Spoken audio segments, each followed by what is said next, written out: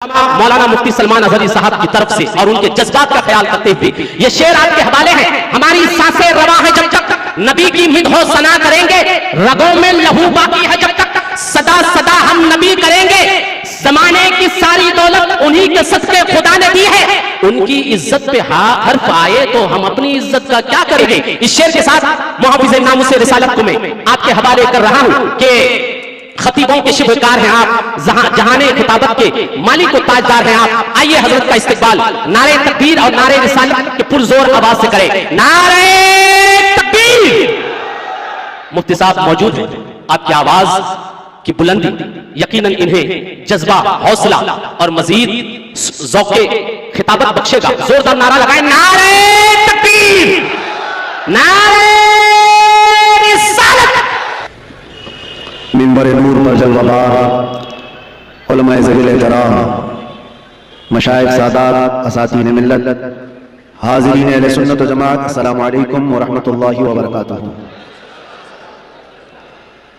अल्हम्दुलिल्लाह अल्हम्दुलिल्लाहिल हन्नानिल मन्नान अल्लज़ी खलक़ल इंसान व अल्लमहुल बयान, वस्सलातु वस्सलामु अला रसूलिही सय्यिदिल इंसी वल जान व अला आलिही व अस्हाबिही ज़विल खैरि वल इहसान, अम्मा बअद। फ़अऊज़ु बिल्लाहि मिनश शैतानिर रजीम, बिस्मिल्लाहिर रहमानिर रहीम। क़ुल इन कुन्तुम तुहिब्बूनल्लाह फत्तबिऊनी युह्बिब्कुमुल्लाहु व यग़फिर लकुम ज़ुनूबकुम वल्लाहु गफ़ूरुर रहीम। सदक़ल्लाहु मौलाना अज़ीम। बारगाह रिसालत में आप सल्लल्लाहु अलैहि वसल्लम में एक बार दुरूद पाक का हदिया पेश करें। अल्लाहुम्मा सल्लि अला सय्यिदिना व मौलाना मुहम्मद माअदिल जुद वल करम व आलिहि व अस्हाबिहिल किराम व इब्निहिल करीम व बारिक व सल्लिम सलातन दाइमतन सरमदन अबदा। अज़ीज़ान गिरामी वक़ार, ठीक एक साल होने को आ रहा है आपसे हम यहीं पर खिताब कर रहे थे। पिछले साल 28 जनवरी को आपके सामने हाजिर आया था, लेकिन रब तबारक व तआला ने साल होने के 10 दिन पहले दोबारा आपके सामने मुझे पेश फरमाया। मैं तो ये देख रहा हूं जहां से हम रुके थे वहीं आगे चल रहे हैं। जिनको रुकाना था वो तो रुक गए और जिसको चलना है वो चलता ही रहे। मेरे अजीजों, कुछ भी तो फर्क नहीं है, वही बज़्म है, वही धूम है, वही आशिकों का हुजूम है। हुजूर पाक सल्लल्लाहु तआला अलैहि वसल्लम की मोहब्बत में सरशार मजमे, सरशार जलसे सब वही है। मैं पीछे मुड़ करके देखता हूं, क्या मैं चंद दिनों के लिए गायब था या मैं कहीं अंदर बंद था, लेकिन इन रूहानी मजलिसों में देख करके ऐसा लगता है थोड़ी देर के लिए मेरे आका सल्लल्लाहु तआला अलैहि वसल्लम ने आराम की छुट्टी दी थी। बाकी तो सारा मंजर वैसे का वैसा तैयार है। मेरे अजीजों, आज पहली मर्तबा स्टेज के इस प्रोग्राम से मुंबई से फिर मैं आपके सामने खिताब कर रहा हूं, लेकिन सबसे पहले मैं ये वजाहत कर दूंगा, आपकी मोहब्बत में और हुजूर मोइनुल मशाइख के हुक्म पर मैं हाजिर आया हूं। वैसे जलसों में स्टेज पर जाना मैंने कम कर दिया है कुछ जरूरी मसरूफियात की वजह से, वरना हम जिस काम के लिए वक्फ हैं वो तो करते ही रहेंगे। कारी साहब बड़ी मोहब्बतों के साथ बुलाते हैं, लेकिन मुझे ऐसा लग रहा था कि वो डरे हुए भी हैं कि आपको यहां मुंबई की उस जगह पर हार्ट ऑफ सिटी और फिर हमारे पीछे भी बहुत बड़ा तामझाम है जिस जगह स्टेज भी लगाए हैं।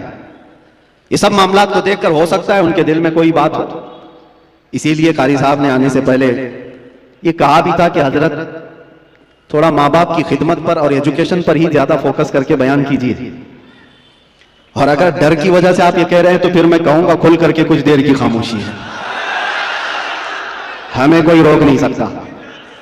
अगर दिल में खौफ है तो मेरी जान भी चली जाए, मैं कदम मुस्तफा से एक बाल बराबर भी हटने को तैयार। एजुकेशन की बात कर रहे हो, माँ बाप की खिदमत की बात कर रहे हो, हम कौन सी नाफरमानी की बात कराते, लेकिन हमारा मसलक और हमारा मजहब और हमारा जिंदगी का दस्तूर यह है, उन्हें जाना उन्हें माना, न रखा गैर से काम। लिल्लाहिल हम्द, मैं दुनिया से मुसलमान गया। डर और खौफ अपने दिल से निकाल। मेरे अजीजों, वो जुमले जो दूसरे हमसे छीन ना सके, आप क्या छीन सकेंगे? आप तो अपने हैं, आप हुजूर पाक सल्लल्लाहु अलैहि वसल्लम की मोहब्बत में सरशार हैं। मैं एक बात जानता हूं, जो हुजूर का गुलाम होगा वो माँ बाप का खादिम भी होगा, वो जाहिल नहीं रह सकता, वो इल्म के मैदान में भी शहसवार होगा। और अगर हुजूर पाक सल्लल्लाहु ताला अलैहि वसल्लम की मोहब्बत दिल में पूरी नहीं आई है, हर बुराई आ सकती है, हर बुराई की जड़ है। अपने दिल को खाली रखा और दुनिया की मोहब्बत से भर कर रखा है, वरना जो उनकी बारगाह में झुक गया, एक अरब ने आदमी का बोलबाला कर दिया, खाक के जर्रों को हमदोशे सुरैया कर दिया। क्या नजर थी जिसने, खुद न थे जो राह पर औरों के हादी बन गए, क्या नजर थी जिसने मुर्दों को मसीहा कर दिया। उस नबी रहमत सल्लल्लाहु ताला अलैहि वसल्लम की निगाह नाज जिस पर पड़ी है, जमाना पहले हबशी कहता था, लेकिन अब चांद भी उस बिलाल पर रश्क किया करता है, जिसको फारस से आए हुए लोग देखते थे कि हिजरत करके आया हुआ बेघर है, लेकिन नबी पाक की गुलामी ने उन्हें सलमान फारसी बनाया। वो कौन है जिसको अल्लाह के रसूल सल्लल्लाहु ताला अलैहि वसल्लम की खिदमत ने फारूक आजम बनाया है, सिद्दीक अकबर बनाया है, हैदर कर्रार बनाया है, जुन्नूरैन बनाया है। ये सारी निस्बतें एक मुस्तफा करीम के दामन से वाबस्ता है, और उनसे फिरे जहां फिरा फिराई कमी वकार में। एक बात ये समझ करके चले, नुक्ता हमारी गुफ्तगू का एक ही है, एक ही है, इसलिए कि मैंने जिंदगी में देखा, आप जो कह रहे हैं यकीनन इस पर फोकस होना जरूरी है। हमारी कौम को जिहालत से निकालना, नशा से भी निकालना, कौम की बच्चियों को बेपर्दगी से निकालना, इल्म की तरफ भी बढ़ाना, लेकिन सारी बीमारियों का इलाज क्या है? एक आदमी होता है, शुगर भी है, बीपी भी है, और एसिडिटी भी है, आंखों की कमजोरी भी है, माइग्रेन भी है, पता नहीं क्या क्या बीमारियां लेकर बैठा है। और इन सब बीमारियों के इलाज के लिए हर एक जगह एक स्पेशल डॉक्टर है, वो अपने अपने फन का माहिर है। हार्ट की बीमारी का एक अलग डॉक्टर, कार्डियोलॉजी, किडनी का अलग है, नेफ्रोलॉजी, सबके पास जाना पड़ेगा, इसका इलाज अलग करो, इसकी दवाइयां अलग करो।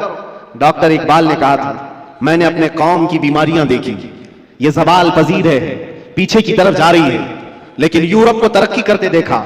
मैं वहां की खाक छान करके आया कई सालों तक कि यूरोप बहुत तरक्की कर गया, और उम्मत मुस्लिमा, मेरी कौम ज़वाल पजीर क्यों है? इनके इलाज क्या है? इनके अंदर बीमारियां क्या क्या हैं? बेपर्दगी भी आ गई, जिहालत भी आ गई, नशा भी आ गया है, बदअखलाकी भी आ गई, झूठ भी आ गया है, खयानत भी आ गई, चोरी भी आ गई, ये सब बीमारियां आई हैं। इन बीमारियों के इलाज के लिए क्या करना है? डॉक्टर इकबाल कहता है, मैंने सारी बीमारियों को भी देखा, इलाज के लिए अलग अलग दवा देना बहुत मुश्किल है, इसलिए कि जिंदगी शॉर्ट है, बीमारियां ज्यादा है, और हमारे पास दवाओं के लिए ऐसे डॉक्टर भी मौजूद नहीं, हर बीमारी का अलग अलग इलाज करे। फिर डॉक्टर इकबाल कहता है, इस उम्मत के दर्द और इस उम्मत की बीमारी का इलाज मुझे एक ही जगह मिला, एक ही नुक्ते में मिला, एक ही पुड़िया में पूरा इलाज मिला। पूछा वो इलाज क्या है? इकबाल कहता है कि मोहम्मद से वफा तूने, कि मोहम्मद से वफा तूने, तो हम तेरे हैं, ये जहां चीज है क्या, लौह कलम तेरे। सुभान अल्लाह, नारे तकबीर, नारे रिसालत, सुभान अल्लाह, सुभान अल्लाह। मेरे आका सल्लल्लाहु ताला अलैहि वसल्लम ने फरमाया, आपका हुक्म सर आंखों पर, जिस बात को कहना है वो मैं कहूंगा जरूर, जिस चीज पर फोकस करना है वो कहेंगे जरूर, लेकिन मेरे लिए ज्यादा अजीम यह है कि आपने जो कहा है उससे ज्यादा मैं हुजूर ने क्या कहा वो देखता हूं। नबी पाक सल्लल्लाहु ताला अलैहि वसल्लम ने क्या फरमाया कि किस चीज पर बात करना चाहिए और अपनी औलाद को क्या सिखाना चाहिए, उस पर हम बात करते हैं। और रसूल करीम सल्लल्लाहु ताला अलैहि वसल्लम क्या फरमाते? नबी पाक सल्लल्लाहु अलैहि वसल्लम ने फरमाया, अल्लिमू औलादकुम सलासा खिसाल, अपने बच्चों को 3 आदतें सिखा दो, 3 आदतें सिखा दो। उसमें 3 आदतें क्या हैं? नबी पाक सल्लल्लाहु अलैहि वसल्लम फरमाते हैं, नंबर 1, हुब्ब नबीयिकुम व हुब्ब अहली बैतिही व तिलावत अल कुरानिल करीम। 3 चीजें हुजूर फरमाते हैं, सबसे पहली चीज अपने बच्चे को सिखाओ तो अपने नबी की मोहब्बत सिखाओ, सुभान अल्लाह, अपने रसूल से मोहब्बत। फिर दूसरी क्या है? हुजूर पाक फरमाते हैं, नबी की आल से मोहब्बत करना सिखाओ, अहले बैत से मोहब्बत करना सिखाओ। तीसरी चीज क्या है? हुजूर फरमाते हैं, फिर उसे कुरान पढ़ना सिखाओ। ये 3 बातें अल्लाह के नबी ने फरमाया, औलाद की तरबियत इस तरह से करो। अजीजा ने गिरामी वखार, आज बिगड़े हुए मुआशरे के इलाज के लिए सिर्फ हम स्टेज से बोले और यहां से इलाज हो, ये नहीं होता, बल्कि इसके लिए मास्टर प्लानिंग की जरूरत होती है। नौजवानों से मैं कहूंगा, तुम शादी करने जा रहे हो, निकाह करने जा रहे हो, तो मास्टर प्लानिंग तुम्हारे अंदर होनी चाहिए कि मेरा बच्चा कैसा हो, मेरी औलाद कैसी, मेरी नस्ल कैसी हो। जब तक तुम्हारे अंदर नीयतें साले नहीं होती, बच्चे भी अच्छे नहीं आते। और फिर जवान होने के बाद फिर सोचते हो बिगड़ गया है, अब इसको ठीक ठाक करना है। पौधा जब दरख्त बन जाता है तो फिर वो अपनी शक्ल नहीं ले पाता। पौधे को शक्ल देने के लिए जब वो कोपल में है तभी से उसे शक्ल दिया कर। नारे तकबीर, नारे रिसालत, हुजूर मोइने मिल्लत, गुले गुलजार अशरफियत, अशरफी दूल्हा, हुजूर मोइन मिल्लत ठीक रखे। सुभान अल्लाह, माशाअल्लाह। हमारी खुशबख्ती कायदे अहले सुन्नत मुहाफिज़े नामूस रिसालत पीर तरीकत गुले गुलजार अशरफियत Hazrat Allama Maulana Syed Shah Moinuddin Ashraf al Ashrafi al Jilani president all India Sunni Jamiyatul Ulama व साहिब सज्जादा आस्ताने आलिया दरगाह की चोचा मुक़द्दसा की तशरीफ आवरी हो गई है। वाकई ये बागे ज़हरा के कली लगते हैं। हज़रात हुज़ूर मोइन मशाइख की मोहब्बत में ये शेर समाप्त करें कि बागे ज़हरा के ये कली लगते हैं, वालिद हैं इनके वली, ये भी वली लगते हैं, इन्हें शिजरा दिखाने की जरूरत नहीं, ये चेहरे से फरजंदे अली लगते हैं। आले नबी औलाद अली जानशीन हुजूर शहीद राह मदीना साहिब सज्जादा आस्ताने दरगाह की चोचा मुक़द्दसा की तशरीफ आवरी हो गई है। हजरत की ज़ियारत करें और मुफ्ती साहब का बयान सुनें। दुरूद पाक पढ़ें। अल्लाहुम्मा सल्लि अला सय्यिदिना मुहम्मद व आलिहि व अस्हाबिहि व बारिक वसल्लम सलातन दाइमतन सरमदन अबदा। मैं अर्ज ये कर रहा था और बराबर जो बात चल रही है उसी दरमियान शहजादे बतूल गुले गुलजार हाशमियत यहां पर जलवाबार हुए। अल्लाह के नबी सल्लल्लाहु तआला अलैहि वसल्लम की तीन बातें हुजूर ने फरमाया, अल्लिमू औलादकुम सलास खिसालिन, तीन आदतें अपने बच्चों को सिखाओ। सबसे पहली चीज हुब्ब नबीकुम, अपने नबी की मोहब्बत। दूसरे हुजूर फरमाते हुब्ब अहली बैतिही, रसूल के घर वालों से मोहब्बत सिखाओ। वो तिलावत। तीसरे नंबर पर कुरान पाक की तिलावत सिखाओ। जिन बच्चों को ये तीन चीजें दी गई हैं मेरे अजीजों, फिर वो जवानी में कायदे उम्मत बनकर निकलते हैं, मुस्लिह उम्मत बनकर निकलते हैं। और बड़े होने के बाद आप सोचते हो अब इसको क्या सिखाऊं।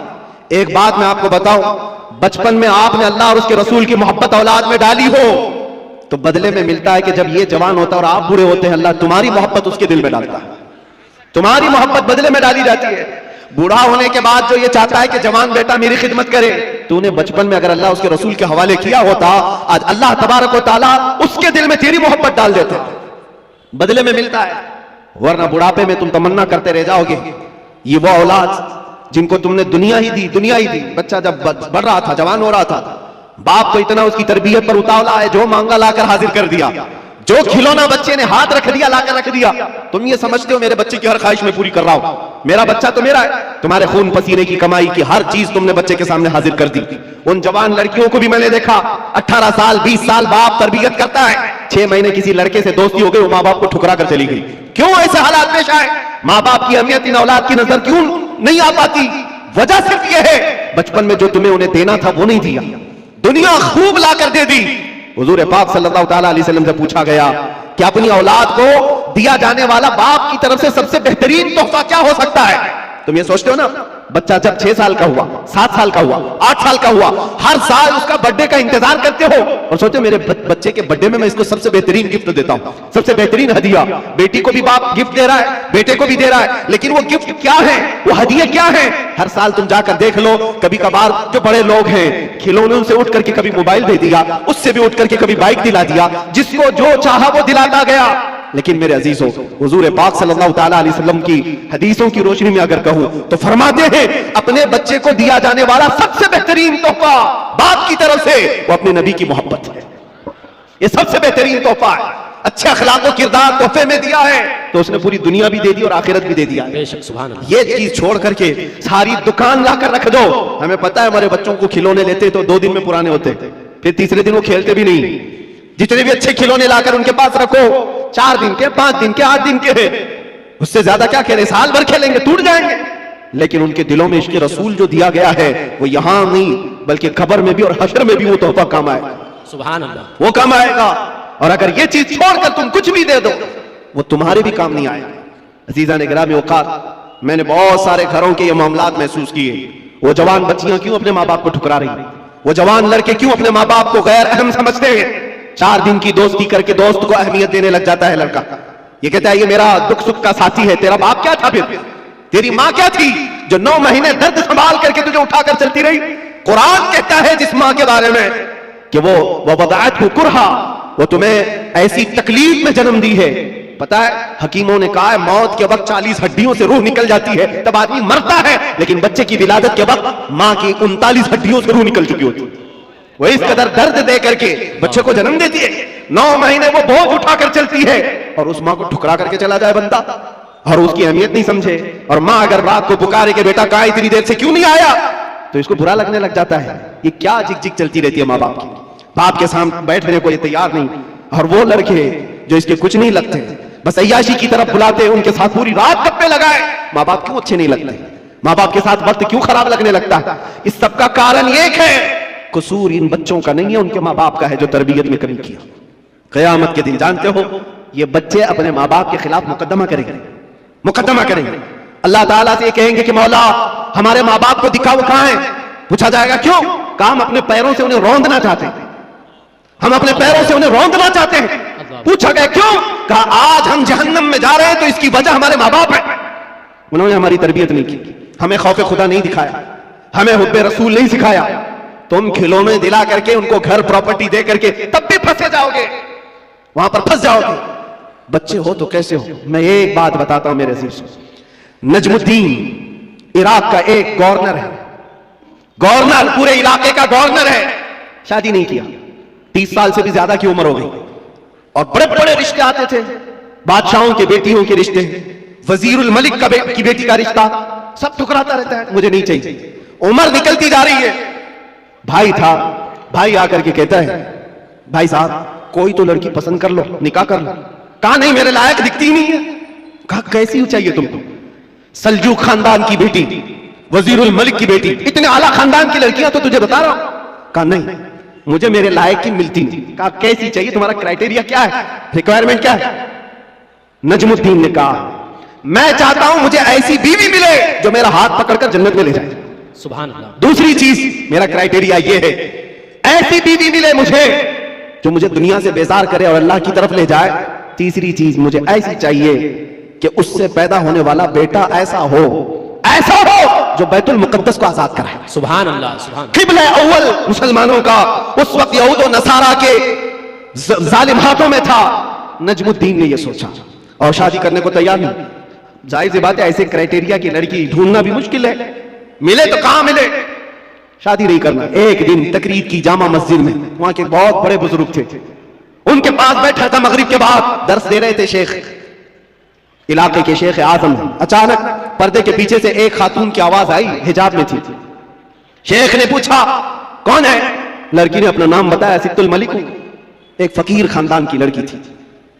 तो आप जलाल में आए, बुजुर्ग जो शेख आजम है फरमाते बेटी तुझे हो क्या गया है? मैंने आज इतना बड़ा रिश्ता भेजा था, तूने ठुकराया। उस लड़की ने कहा मेरे लायक नहीं था। पूछा तेरे लायक नहीं था, तू चाहती क्या है? वो पर्दे के पीछे से कहती है मैं चाहती हूं मुझे ऐसा दूल्हा मिले जो मेरा हाथ पकड़कर जन्नत में ले जाए। सुभान अल्लाह, सुभान अल्लाह। और मैं ये चाहती हूं ऐसा शोहर मिले जिससे पैदा होने वाला बेटा बैतुल मुकद्दस को आजाद कराए। सुभान अल्लाह। नजमुद्दीन उसी महफिल में बैठा हुआ, कहा मेरी सोचों से पूरी सोच मिलती है इस खातून की जो पर्दे के पीछे। उठा और शेख से कहा हुजूर क्या मेरी सगाई या मेरी मंगनी उस लड़की से आप करा सकते हैं जो पर्दे के पीछे? बुजुर्ग ने फरमाया तू देखा है उसको? कहा मुझे जरूरत नहीं। कहा तू जानता है उसका खानदान? कहा वो भी मुझे जरूरत नहीं, उसकी नीयत मेरे लिए काफी है, जो मेरी नीयत है वो उसकी नीयत है। शेख ने फरमाया नजमुद्दीन तू इलाके का गवर्नर है और वो इस मोहल्ले के सबसे फकीर खानदान की लड़की है, कहां मैचिंग होगी? नजमुद्दीन ने कहा फिर भी मुझे चलेगा। वो मगरिब के बाद बैठा, इशा से पहले उसी मस्जिद में निकाह भी हो गया। सुभान अल्लाह। उसी रात को विदाई भी हो गई, इधर लड़का भी राजी लड़की भी राजी। नीयतों का मिलाप था, नीयतों का एकजा होना था।